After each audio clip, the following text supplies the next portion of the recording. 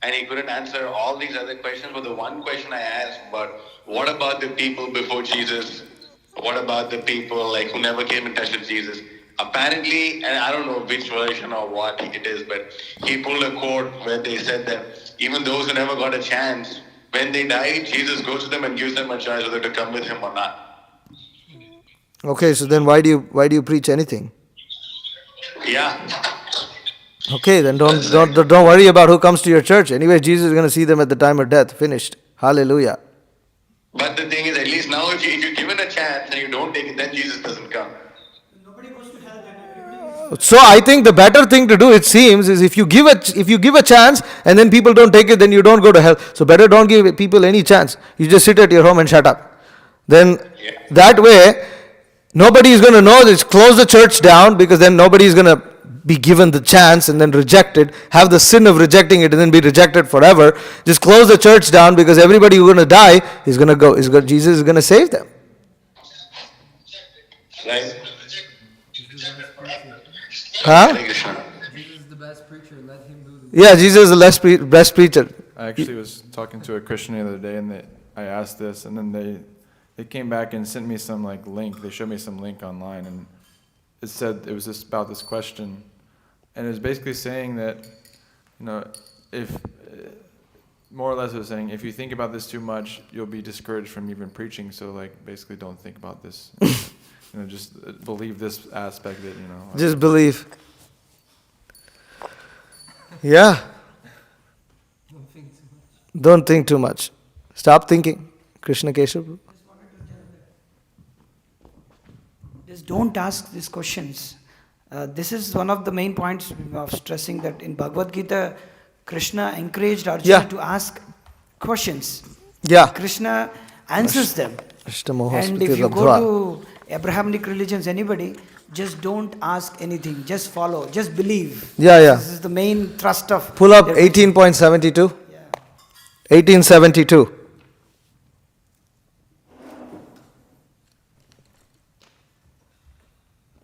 This is literally towards the end of Bhagavad Gita. Yeah, no. Kachid etat chutam partha tvaikagrena chetasa. Kachid ajnana sammoha pranataste dhananjaya. O son of Pritha, O conqueror of wealth, have you heard this with an attentive mind? And are your ignorance and illusions now dispelled? Meaning that Krishna spoke the Bhagavad Gita, the entire Bhagavad Gita to Arjuna. And this is God himself. Now if Arjuna didn't understand and he said, well, actually I don't understand. Can you repeat the whole thing? Krishna was willing to repeat the whole thing again. And if he had any questions, Krishna was willing to answer. The whole time, actually that's another thing that you will find. Practically all of the Vedic texts, but especially the ones that we read, Bhagavad Gita and Srimad Bhagavatam, they're all questions and answers, questions and answers, questions and answers. That's very much encouraged. There's no question that's too challenging. Yeah, Arjuna asked, Krishna, why should I fight? Just believe, just fight. Yeah, just okay. Tyrese?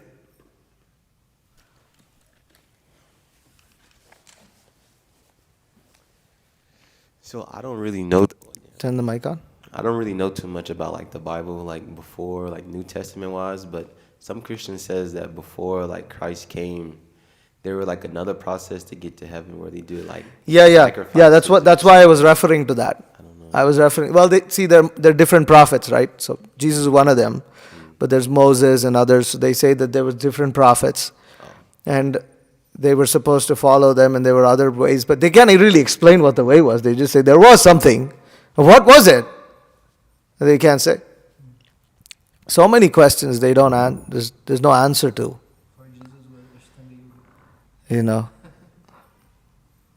So. And also like I like the point you were saying, like there's no limit to like sense gratification or like who's gonna stop you. Like you said, like Hitler too. Like there's nobody like there to like, okay, that's too much. Like that's enough. Yeah, and this other nonsense that people say, science is beneficial, but religion has caused all the problems in the world. Well, not really. You know, one dark thing that science doesn't like to say, this is really, really controversial. They really don't like to talk about this. Is actually Hitler was conquering on the basis of what was then accepted as mainstream science. Just before Hitler did all this nonsense in World War II, in the United States they had human zoos. It's a very, very dark period of science in the United States. What was that? According to the evolution, humans evolved where? Monkey. Well, From in Africa. So, the Africans are basically just a little better than monkeys. But the Europeans are, of course, the most advanced and you know. So they brought Africans in cages at carnivals and zoos across the United States and displayed them as a scientific exhibit to show this is how our ancestors lived in Africa. You see that they basically live just like monkeys, just a little better than monkeys. That's what they were doing. I don't like to talk about it. It was completely based 100% on the extant science of that time. Even now, actually, it still makes scientific. You could probably make a scientific argument for the same thing, but they don't want to talk about it because they know it's inappropriate. But it's evolution that led to that. And why did Hitler want to do? Because he believed that the Germans were the best of the best genes. He said the other genes, and the Jewish gene was the worst. It was based on gene. It had nothing to do with religion. So this is based on science. So, you know, people come up with all kinds of nonsense ideas. It's true, religion has caused a lot of trouble in the world, but so has science. Yeah. I mean, when religion, people were just fighting with swords and things like that, and then you had the atomic bomb thanks to science. Advancement of science, you can blow up a lot more people. You don't blow them up, you melt them. You literally melt them down with a nuclear bomb. Okay, anything else? Oh, yeah. Are you familiar with the observer effect? Excuse me? I said, are you familiar with the observer effect? Because you talked before about... About the observer effects. Yes. Are you talking of metaphysics? Not metaphysics. No. Yeah, metaphysics. No, it is. I think it is closely related to that because you said about people who speak about perspective. It's like, so the observer effect is the idea that one person can look at one thing and say A. Something else can look at somebody else, like look at the exact same thing and somebody else will say. Definitely perspective is there. Right. So I guess I wanted you to speak more about that. I guess to the extent, you know, because like people seem to let that carry over to like, oh, life, you know, like. Right. You know, so I guess, you know, where's the limitations in that? Right. Well, see, there's definitely observer effect. I mean, in the sense that one thing for sure is that it affects us, the way we observe something, you know. In especially the particle and the wave experiment in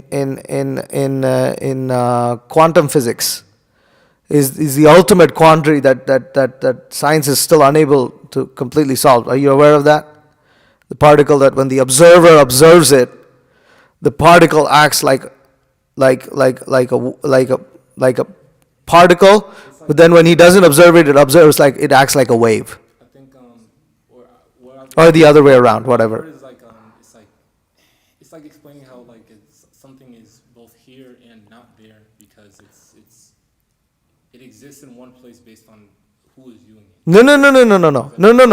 This is a very, very scientific experiment, and it's all the conditions are controlled, and you release a stream of particles and light, specifically light, on a metal, sheet that has one small hole. So then the hole, when the light particles pass through the hole, then you have a screen on the back where they hit. And they form two different types of patterns, different depending on whether an observer is observing it or not. Meaning they sometimes form patterns as if they act as particles, and others wave. There's a whole video about this. And therefore, how does the observer play a role in how a particle acts as a wave or a particle? Like whether something acts as a particle or a wave, when actually there is no form of physical or chemical interaction with that particle. And so there is the factor of perception. It is real in the sense that perception especially affects us, the way we perceive things. Whether you perceive something as positive, whether you perceive something as negative. There's entire experiments that have been done on people with medicines, that people who took medicines with a positive mindset, and then the medicines having their effect, and then people who took the same medicines with the same medical problem having a negative effect, having a negative outlook on that medicine, and then the medicine not having its effect on the person. There is that. But there is also common reality. There is common reality that is irrespective of our perception. And that reality is controlled by God, by Krishna. There is some reality that He allows us to bend a little bit. Because we are in one sense, we are minute controllers. We have some control over something. But it's minuscule compared to the laws of nature of this world. And so that's the point. That it's not that we have that perception has no role at all. Perception definitely has a role. And but that perception primarily makes a difference in our personal lives more than it does in other people's lives. That which affects more people has not much to do with perception. It is a reality. When it comes to you and me, there might be something, there might be something that personally affects us or whatever, triggers us or something, whatever, There's a perception thing. But the moment you start to combine more people, it's not really so much of a perception thing anymore. People may believe in something, a lot of people may believe in something, but just because you believe in something doesn't mean that's a reality. So.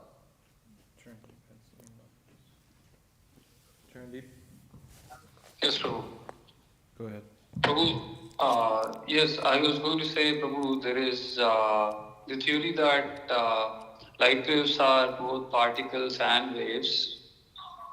And there is also the Heisenberg uncertainty principle where he says that for subatomic particles, if we find the position of a subatomic particle, it's hard to find out the velocity with which the particle is moving. Yeah, I've heard of that. And if we can accurately mention the velocity of the subatomic particle, then it's impossible to say that it is at this. It is at that particular point. Yeah, position. Yeah, I've heard of that. Yeah.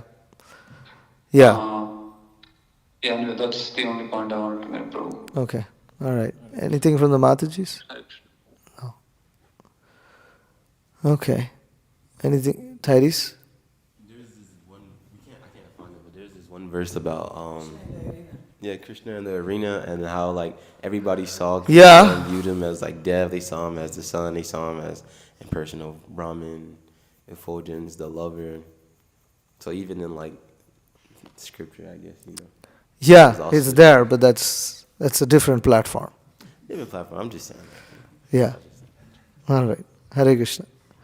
Thank you very much. Srimad Bhagavad Gita ki Jai.